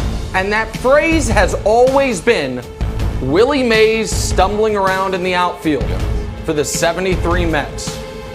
Well, for the next generation, the phrase is going to be Tom Brady forgetting what down it was. Oh, it's not? Oh, Wild. Oh, no, okay. No, that's your. All right, Wild. Because there's still Johnny football left. Serious. I can't tell. No, I'm totally serious. Tom Brady is the greatest quarterback of all time. And this season is not going to go well for the Bucs. This season already is not going well for Brady. So absolutely Tom Brady, forgetting what down it is, will become this generation's Willie Mays stumbling around in the backfield. I think it's more likely the Bucs get left out of one of those spots than the Packers don't make the Super Bowl this year, because I think the Packers are competing with one team right now for the Super Bowl, and that's the Seattle Seahawks, Brandon. Whose job on the field will be tougher, Rodgers or Brady? Definitely Tom Brady. I mean, you know, it's been, you know, some ups and downs and a lot of miscues with TB12, but I trust them to get it corrected. But things are not flowing accordingly with this offense, and I'm pretty sure that, you know, Tom would love to get back on track this week. But the Green Bay Packers and Aaron Rodgers, they look in mid-season form right now, and Aaron hasn't missed a beat. He looks like he's having fun playing some of his best football right now. But, you know, even as good as Green Bay's offense is, I think you got to just shed light on the defense and what they've been able to do defensively. Probably top 10, you know, in every statistical category. You know, TB12 got his work cut out for him, and everything has to go right. Brandon, I love how much Michael Vick loves Tom Brady. It warms my heart. And it is absolutely providing for me a template for if sometime in 2026, 2027, if I'm still on television and LeBron is finally to a phase of his career where he's a shell of his former self, of how I should go about talking about him. If I had a crystal ball and I told you, wow, this game was a blowout, which way would it go? Like a real blowout, like a 24-point ball. Which way? Packers. No, which way would it go? Packers. No doubt. Right? Packers. Yeah. So I think that informs something about the way that we look at the Bucs offense. The Bucs offense was like this trailer for this movie that you're like, oh my gosh, this Bucs offense is going to be amazing. No risk it, no biscuit. And now they got Tom Brady. And then you watch the movie and you're like, it wasn't bad. It wasn't as good as the trailer. Right now, would you agree, the Bucs and Packers are in drastically different tiers in the NFL, and what that informs us about their offenses right now? Absolutely, because the way the Green Bay Packers offense has been able to move fluently up and down the field was the same way that I thought the Tampa Bay Buccaneers offense would look up until this point, and it hasn't happened. Green Bay is coming out and they're annihilating teams and scoring 30-plus points a game and making it look fairly easy, and I think it's in part to Aaron Rodgers understanding what the offense is really all about, and that hasn't happened for the Tampa Bay Buccaneers. Don't y'all got to play Green Bay too? Mm-hmm. Don't y'all got to play on Aaron Rodgers? At home. It don't matter. It don't matter. Home, road, got you. Got you. The better quarterback is Aaron Rodgers. The more accomplished quarterback, the quarterback that has had the best career is Tom Brady. In 16 of his 20 years under Coach Belichick, he's had a top 10 defense.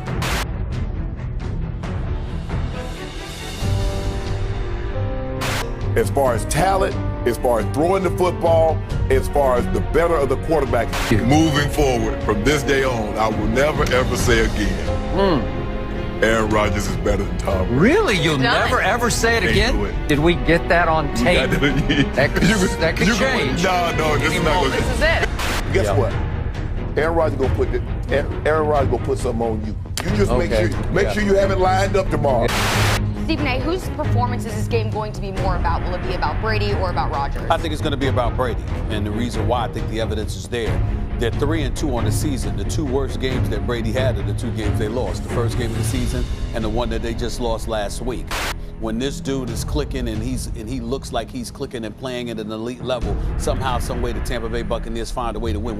The success of the Tampa Bay Buccaneers is going to be predicated on Tom Brady. We know what Aaron Rodgers is going to do. The question is, will Tom Brady be up to the task of matching? The storyline, you're absolutely right. You've identified the storyline heading into the game. But in terms of whose performance will actually determine the outcome of the game, Tom Brady, as usual, since he went down that ravine, Stephen A. The ravine. It Not looked cliff, like the a ravine. cliff from far away. But when I got closer, it turns out it was just the ravine. You see those Beetlejuice eyes? I can't believe that he needs glasses. You're talking about a cliff to a ravine. If anybody would know the difference between a cliff and a ravine, immediately, far away, Stephen A. It would be you. It was a mirage. But those are binoculars right there. Go ahead. Tom Brady, as usual, in the last couple of years, it's not that he can't make throws when you need him to. He's surrounded by offensive weapons, even with the injuries. There's a couple of good tight ends. He's going to have one of his stud receivers. He's riding a defense. He has a real good coach and a defense, and that's what the Bucs are about.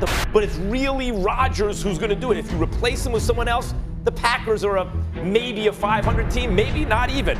Aaron Rodgers, we're talking about the Super Bowl. Well, we've seen what the Tampa Bay Buccaneers are without Tom Brady. I mean, we know that. I mean, Jameis Winston giving us new meaning for 30 for 30. I mean, 30 interceptions and 30 touchdowns. And when you look at Bruce Arians and the way he likes to air it out, he leads on his quarterback heavily. If he was willing to take chances with Jameis Winston, you know he's willing to take those chances with Tom Brady, which we have seen already. So as a result of that, that puts more of an onus on Tom Brady, somewhat dictating the outcome. I think the Packers will be ready. I'm anticipating that they'll win this game. All I'm saying is that for Tampa Bay to have any kind of chance, Tom Brady got to show up because Aaron Rodgers is going to show up. Because even when he doesn't show up, he still looks like a guy that showed up. Gonna try and take it, and he is in for the touchdown. And a flag comes in at the end.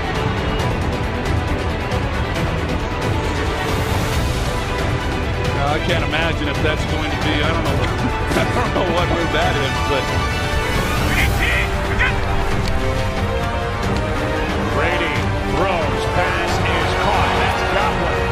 Broke one tackle. that was pretty bad football. Brady protected, pass is caught. That's Evans, first down, hops out of bounds. He targeted in since the first time he saw him and just loves the way he plays the game. Pass is picked, intercepted, back the other way, touchdown. Packers have taken the play clock down to about 1. Here's one broken up, another pick. Deflected and back is Mike Edwards just into the ball game, and he is now out of that medical tent. They're going to need him here in a moment. Touchdown, Ronald Jones.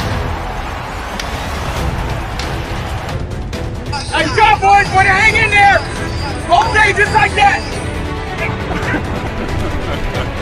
It is a fire drill. Here is Gronkowski with a catch. That in itself is a huge adjustment for the quarterback. Extra men on the run. Brady gets hit, completes, and it's a first down. Flag comes down. Play action for Brady. Gronk. A screen for the big tight end. And he's knocked down a few things there that they can do. They're down at 2. Left alone, wide open. McCoy. First down, Tampa Bay, down near the 10. Evans now at the top of the screen. Brady likes to look his way as Tom steps up, throws, end zone, pass caught. Touchdown, Tampa Bay. It's the rookie Tyler Johnson.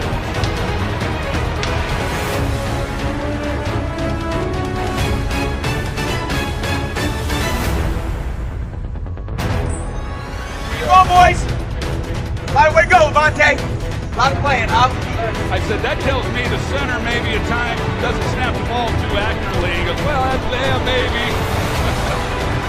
Here's Godwin. Arians doesn't dial something up, take a shot. Green Bay just used second time out. Here you go. And downfield, Godwin.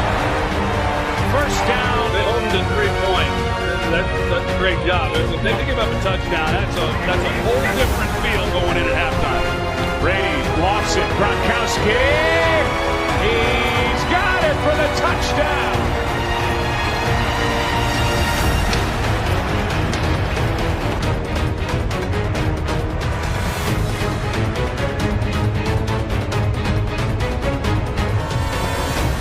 And these two have now hooked up 91 times. I was in. Big ball. Nice job, man. Way to go. Oh. I got it.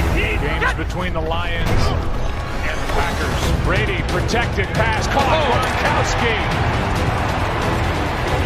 This is unbelievable by Tom Brady. The route, you got Gronkowski. He ran this earlier, and it was a perfect throw by Brady coming across the field from the other side. This throw right here, that's as good as it gets. Just need to stop. 3rd down and 12. Brady's going to air it out. Downfield, end zone. Miller. Flag. He's not used to a team beating themselves the way that they did against the Bears. Handoff here. Jones. Touchdown.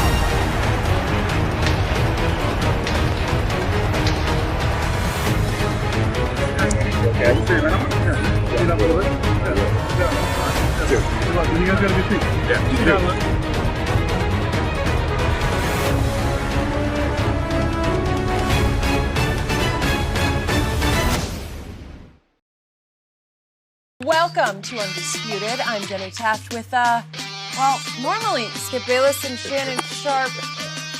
Okay. You know, I'm here, Jenny. You know what I do. Yeah, you're here. Show up. I don't gloat. I don't brag. I don't boast. Not gonna come out today, or maybe. Okay. Okay. Enjoy. What an entrance, Skip. Man, you won a game. Sit down. You won one game and you pretend like How are you? It's a great morning here on Undisputed. See? Let me get situated and just do something like this. Original gangsta. Thomas Edward Patrick Brady Jr. Original and still gangsta. You know what, Skip? Yeah. How are you, Shannon? We won the championship last. I didn't do all that. I didn't make no grand. What championship? All that matters is the NFL championship. The Super Bowl is going to be played in Tampa Bay. Did you win yesterday? You won one game.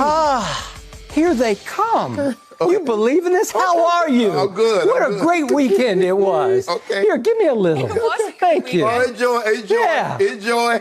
Your day coming. Yeah. Your day coming, Okay. bro. Skip, are we good? Are we good to start the show? Yeah, we're great. I'm going to let you and I'm going to let all these Tampa Bay fans have their moment. You deserve your moment. So it just goes to show you how rare that is for Aaron to play as bad as he played yesterday. But today is all about Tampa, that defense, and what they were able to do. So, I decided that this morning here on Undisputed, I'm not going to pile on my man Shannon Sharp. I'm not going to rub it in. What is that? But I will say, to begin my unleashing here, that you have been wrong on Tom Brady. You have retired him for 4 straight years. And yesterday, Tom Brady had the best QBR in all the league. Week 6 QBR of 96. Is that good? Scale of 0 to 100. Aaron Rodgers had an 18. So my scoreboard read 96 to 18. Tom Brady over Aaron Rodgers. Not 38-10, huh? No, it was not. Although, if you ask Tom Brady today, this morning, hey, Tom, what down is it? He'd say, I think Green Bay's down 38 to 10. How about that? Okay, yeah, so much for not gloating and piling on. Do I? Okay, do you see that? Yep. That's your guy. Okay, but the GOAT. Okay, the GOAT, the undisputed GOAT, Thomas Edward Patrick Brady Jr., was so much better than the man you call the greatest thrower of the football ever. Just take it to the head. That was a disaster. It was. In the second quarter, your man Aaron Rodgers, the greatest thrower of the football ever, went 3 of 13 for a grand total of 21 yards. This is just the second quarter. He got outscored 28 to nothing because he nearly threw 2 pick sixes, as you pointed out, one for sure. Meanwhile, in the second quarter, the GOAT was going 12 of 14 for 96 yards, which basically put the game away just in the second quarter alone. Mid-third quarter, he was backed up near his goal line, and he lost track. If you can believe this, the greatest thrower of the football ever, he lost track of the play clock. So if you want to say Tom Brady played great for a quarter, he played outstanding for the second quarter, which blew the ball game open. Before I get to Brady's performance yesterday, allow me to thank publicly the Green Bay running back, Jamal Williams, who on some podcast last week, he just ridiculed Brady. He made jokes about him. He said, my quarterback, Aaron, would never, he prepares too hard to forget what down it is. I'm pretty sure my quarterback knows what down it is. You do not tug on Superman's cape. You do not ignite Psycho Tom. You do not bring him out because he's going to lock in and laser focus and get even with you. Do you realize they had 0 penalties yesterday? The most penalized team in the league. The most penalized team last year, pre-Brady, and this year with Brady, to the point everybody was ridiculing his decision for choosing loosey-goosey Bruce Arians. Right. No risk it, no biscuit, bombs away. 0 penalties, 0 turnovers, 0 sacks. It was about as perfect a game overall as you could play. What, a handful of games that's happening in the history of the game? That is correct. And I believe, despite all the flack that Brady took for yelling at his offensive linemen in Chicago in that game that we watched, the disaster game, because he is trying to reset the culture in Tampa Bay, which I call Tampa Bay. He's trying to reestablish a Patriot way with the Buccaneers, who used to be the Succaneers. And maybe it's starting to take hold because, as Bruce Arians said after the game, he set a new level for us that we're now going to have to live up to. Well, Tampa is not celebrating anything else. Tampa hosts the Super Bowl? Is it possible? It is impossible. Are you impressed with Brady's Bucks or disappointed in Rodgers' Packers? Man, I'm disappointed in these Packers, bro. I am, and I know I'm biased, but I was on the Packers high last week. I was like, of course, A-Rod gonna go out there, embarrass them, show everybody how old Tom Brady is, and then you come in here and just embarrass yourself and me at the same time. But Tom Brady's Bucks is actually the Levante David Bucks, maybe Ndamukong Suh's Bucks, Todd Bowles' really? Bucks. They scored 38 I'm not calling them Tom Brady's Bucks. Oh, man, I'm so impressed with Tom Brady. With Tom Brady? And the Buccaneers. Thank you. Lead with the Buccaneers. I lead with the name that leads them, which is Tom Brady, the GOAT. This was a team that was hyped up to be a Super Bowl contender. Okay, and then you starting to pick them apart for any micro moment to just say, see, that's what I'm talking about. They're not going to do it this year. Oh, Tom Brady doesn't even know what down it is. His old Alzheimer's, he doesn't even know it's 4th down. The Bucs scored 38 straight. It was all bad. So, Wilds, I was surprised the Bucs won. I was shocked the manner in which they won. Bucs don't have the same quarterback as the other 2 teams. He's not capable of as much at this point in his career. And we saw Aaron Rodgers, who had been the bad man. You know, that sounds more like a sheep than a goat. The bad man that Stephen A. Smith had been talking about all season, but we didn't see that yesterday. I believe they become the toughest out in the NFC. Oh, really? Including the Bears, who just beat them because their quarterback made the play at the end of the game to put them in field goal range and Tom Brady couldn't? I'll say something nice about Tom Brady. After last week, with all the mental errors made on the field, with the offensive line moonwalking down the field, and with Tom Brady humiliating himself by forgetting the downs after chewing them out, I was completely unsurprised that they played mistake-free football this week. And when people point to Brady's leadership and all that, I do think that has something to do with a mistake-free performance. A Tom Brady quarterback team, after a game like last week, is going to cut weight. It doesn't mean they have to be perfect like they were yesterday, basically, but you know they're not going to repeat that, and that's to his credit. These are the teams we really care about. Again, from the bottom up. Playoffs, but no ring. Each of those 5 teams there has a fatal flaw. In Tampa, in Cleveland, it's about the fact that their quarterbacks melt when pressured this year. Look at the numbers. The Tampa Bay Bucks, really? Yep. What do you, it's not even, I keep saying it. I said it all week. It has nothing to do with the Bucks. It has everything to do with you and Tom Brady. What has happened to you and Tom Brady? Did he not give you an autograph? Did something happen? Why do you not respect the Bucks? The Bucks should probably be right underneath the champs and have their own category as GOAT. Now I'll give you the champs. I'll give you that, right? That's their throne. They earned it. The other teams have to knock them off. But the Bucks can easily be right there, man. Well, it says week 7, entering week 7, so we'll see what happens this week. This will be fluid. This will be movement. There will be movement. Unlike my NBA tiers, which it's very hard to create movement on, there will be week-to-week movement on this. I got one question. What do they have to do to move up? Just tell me that, because there's everything they've done this far. You have crushed them. You haven't given them the credit. So what do they have to do to earn your respect and move up to the next level? Okay, how about this? Beat the Raiders, get to 5-2, have Brady. Let me write this down. Beat the Raiders and have Brady look good. Okay. And they'll move up, and that's all they've got to do to move up one spot. What does look good? What does look good mean to you when you say Brady look good? Because your standards are out of this world. So beat the Raiders, Brady look good. Beat the Raiders and Brady look good. Okay, so let's just. It's been a few weeks since he had a game where he both threw for at least 175 yards and didn't forget what down it was. So let's just check both those. So can we say 200? Can we say 200? Let's get through the 225 yards. 225 yards. 225 and you beat yards. the Raiders. Okay. Beat the Raiders. Right, no pick sixes.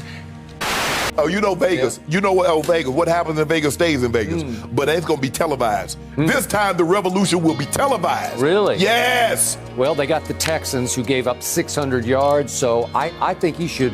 I ain't talking about the Texans. I'm talking about your team. I'm talking about the Bucks. My team. Yeah, they go to Vegas. Yeah. What happens in Vegas will not stay in Vegas this time. Yes. Okay. I like my team's I like the Vegas. I like old John Gruden to get it ready. Dude. Oh, he got bad blood. Oh, Tampa fired you, John. You remember that? They got you up out of there. Oh, I'm ready.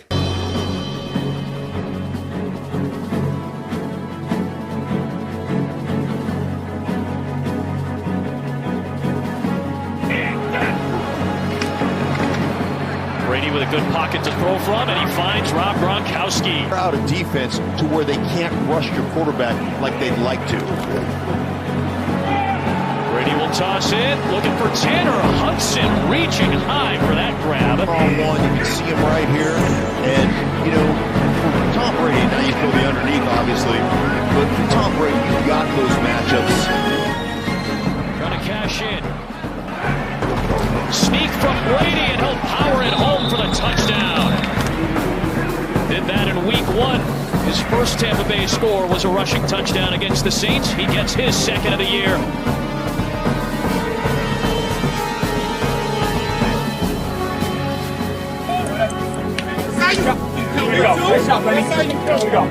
And Brady does it better than anybody's ever done it at the quarterback stage. Brady and the Bucs start this series from the 15-yard line.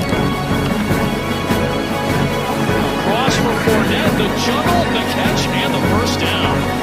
Extra week to get you healthy for this matchup against the Raiders. Brady fires, Godwin with a diving grab across the 40-yard. Brady off the fake.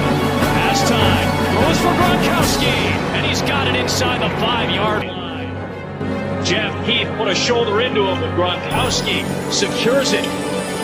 He's a guy that's a little bit touched in the center there.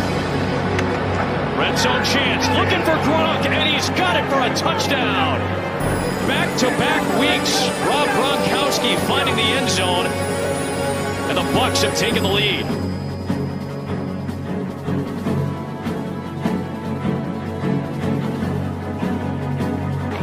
Third down for Brady.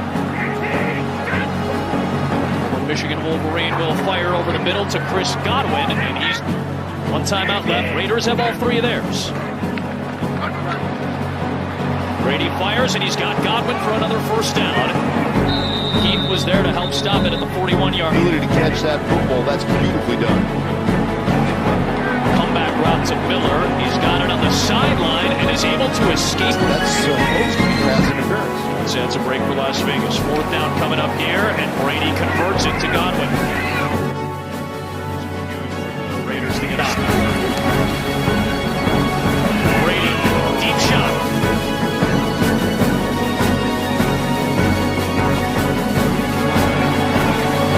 To the end zone for Miller, and it is caught for a touchdown.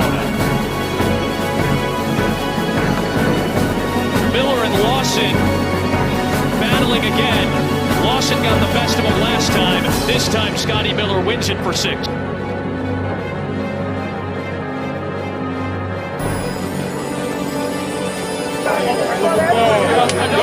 stopping them. 4 times than not, it's probably not going to get called. This time, Miller going deep, and Brady finds him again. Make a DB either have to go underneath or over the top of those crossing routes. Good timing route with Cameron Brate on the out that time in front of Lawson. It's good. Brady, a quick throw to the outside for Miller. They're in a 3rd down 13 situation. Is exactly where you want to put this offense.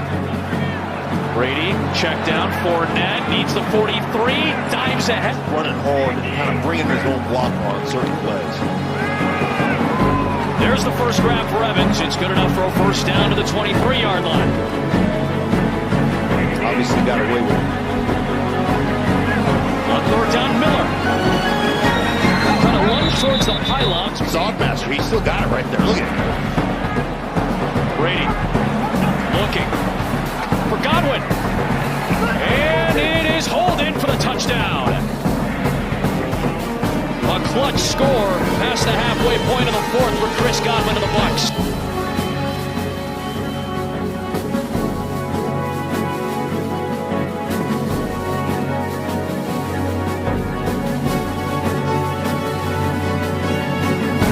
To a field goal, it remains a 2-touchdown game just as it was a few plays ago. Running at your offensive line for protection.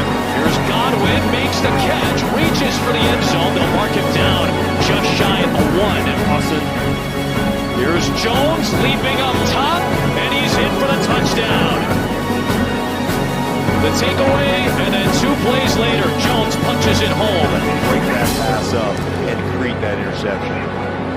Here's Evans, and he hauls it in. That's the second catch of the day for Mike Evans. Any hitters have had some issues with that. John Groot had an issue with that early in the year. Everybody trying to rectify that. Brady, back of the end zone for Tyler Johnson, and he hauls it in for a touchdown. The sluggish start this year, it felt like they seemingly look sharper and sharper each week offensively. Anytime you hang 45 on somebody in the NFL, you're doing something right. Yesterday, Tom Brady threw the ball better than I had seen him throw the ball in a year, year and a half, maybe even 2 years. He was in complete command. And the thing that I loved about what he did yesterday, every time the Raiders made a mistake, he made them pay the ultimate price. And that's what the really good ones do. So that's the first time in his career he's thrown 4 touchdown passes with a rushing touchdown. And the quarterback sneak, again, qualifies Tom Brady as the greatest quarterback sneaker I have ever seen. And it's not even close because he just doesn't miss with the quarterback sneak. And you would think of a guy who's kind of soft and not very mobile, but help me out. Have you ever seen somebody who can pick a hole better and burrow better with more guts and courage than Brady does? He's unbelievable. He is unbelievable. That's his best play, actually, is the quarterback sneak. It is automatic. Because, Skip, I think what you don't realize, because 1 minute he'll go over the top, and then the next minute he'll burrow to the left, burrow to the right. So it's really hard to get a key on what actually he's going to do. But give Tom Brady credit, Skip. Yesterday was as good as I've seen him in a couple of years. Beat the Raiders and have Brady look good. Okay. And they'll move up, and that's all they've got to do. 225 yards. 225 yards. 225 and beat yards. the Raiders. Okay. Beat the Raiders. All right, no pick sixes. Right.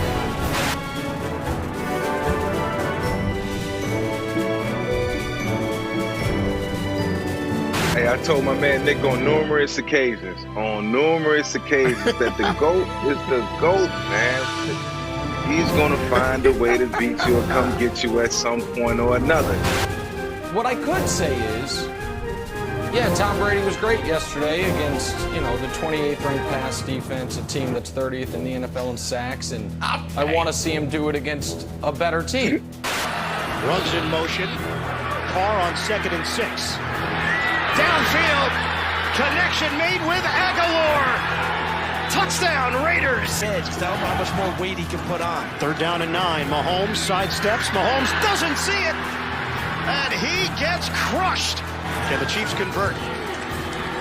Mahomes drifting downfield, intercepted. His first of the season. Jeff Heath comes away with it, and Heath could go. Tripped up by Mahomes inside the 5. But I'm not going to be wildly unfair the way you guys just were about Baker. I'm going to go out on a limb and say 5 touchdowns against anybody is great. Tom Brady was great yesterday. Now, do I think he's one of the best quarterbacks in football still? I do not. However, where I can admit I was wrong was going into the Bears game. I said I thought the Bucs were going to go 1-2 or 0-3. Not only did they not go 1-2 or 0-3, they went 2-1, and the 2 wins were in blowout fashion, and the 1 loss was by 1 point against the Bears when Brady forgot the down, and so they could have won that game. So I do feel like it is time for me to admit I have underestimated the Bucs to a degree, and that Brady was brilliant yesterday. Now, do I think Brady is going to be vintage Tom? No. Do I think that he's going to have a lot of performances like this? No. But this was the single best football game, Brandon, I've seen him play since week 3, 2017 against a rookie Deshaun Watson. So I have to give him credit for that because he was spectacular yesterday. Anyone could see that. This is one of the most unbelievable things I've ever seen on television. You stand on the table for Baker Mayfield, who's inconsistent in 3 years. We don't know who this guy is. Is he the man? Is he the face of the franchise, or is he a bust? And then you have Tom Brady, who for 20 years have won at an alarming rate, who is the GOAT, who won 6 Super Bowls. He's on to his 7th. Those are basketball numbers. Most guys dream to play football for 6 years. He's won 6 Super Bowls, and you refuse to give this man credit. We talk about the Bucs, you blame it on Brady. We talk about Brady, you talk about the Bucs. Nick, I don't know what else he needs to do to convince you. I am convinced that you will never, ever give him love. I've given him credit whenever he's deserved it. But let me be very clear about this. He defied the cliff prediction originally by 1 year. I said 18 months would cover the next 2 seasons, and then the following year he won the Super Bowl, but clearly is not the same player. Now, we all knew what was going to happen when he went to Tampa this year. He was going to look good, or the best version of himself, because he went to an ideal situation. I agree Brady's looked good, especially recently as the season has worn on. There's no question, better than I anticipated he'd look on some of these throws.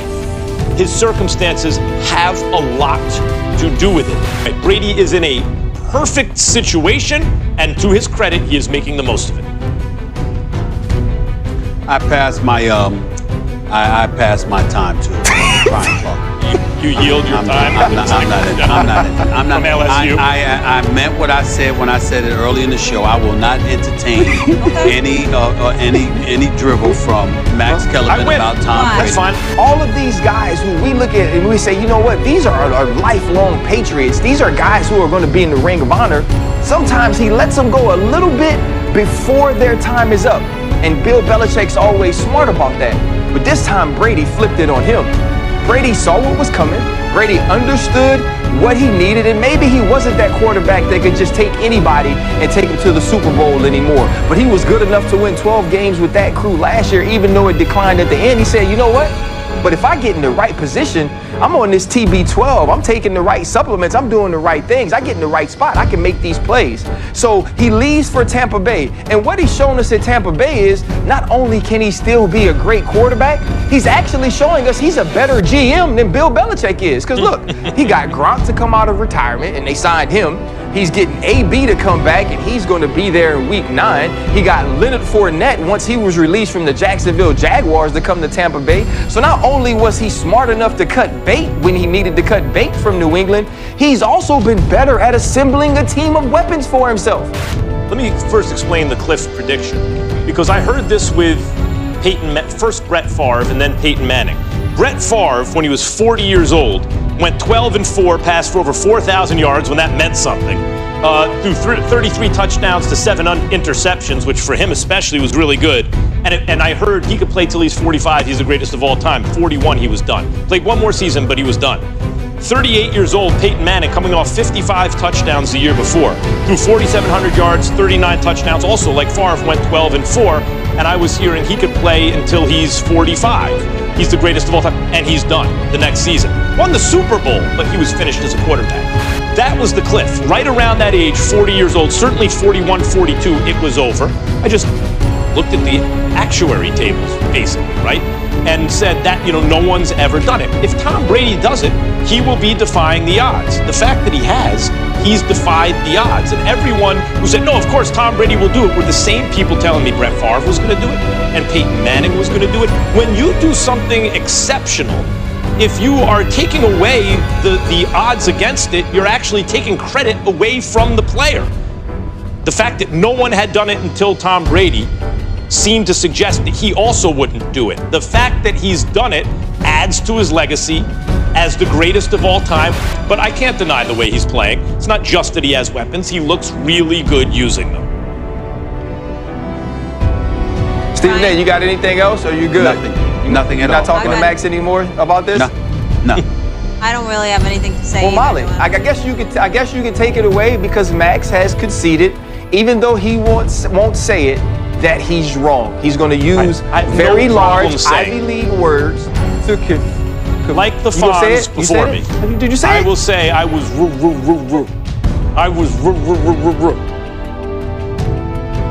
It's all that comes out. Just I finish ain't it. hear Hard yet. G. Ever I watch need to Happy hear the Days? hard. It's all- Of course, I watched Happy Days. Well, I there want you to go. hear the hard G. Just say it. Just say it. Look in the camera. Single shot of Max. Can we get a single shot of Max here? Director? Here it is. Let's go, Max. All right, there we go. Max, just say it. Just look into the camera. Say, Molly I was wrong. wrong. No, say, I Oh. was wrong. Tom Brady never fell off a cliff. Please do it. I was wrong. Tom Brady never fell off a cliff. Good job. Now you can have your snack and enjoy recess. Good job, Max. Let's give him a round of applause, everybody. The studio's giving you a round of applause. Good job, Max. I'm the winner again. Yay for me. Good job, Max. You owned it. All right, on that note. That's all I was asking. Yeah. That's all I said. That's what I asked in the first hour. 4.5 years and I you like did. the way Molly asked better. I'm so proud of you. I delivered it. It's more like a ravine. Oh, God. All right, let's go to break.